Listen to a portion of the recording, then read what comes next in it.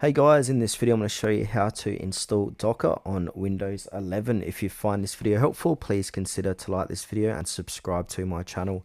In saying that, let's just jump straight into the video. Okay, so what we need to do is head on over to docker.com/get started.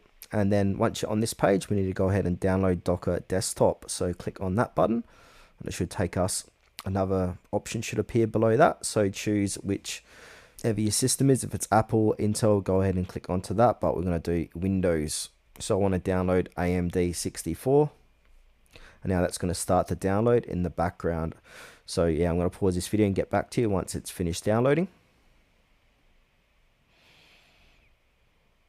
Alright, so once it's finished downloading, go ahead and open up the Docker Desktop installer. And then it will say installing Docker Desktop. So from here, it's going to say installing Docker, configuration, add shortcut to desktop. I'm going to click OK. Now it's going to unpack files and start the installation process. So I'm just going to pause this video and get back to you once this is done. Okay, after this, you need to go ahead and restart Windows to complete the installation. So go ahead and click on close and restart.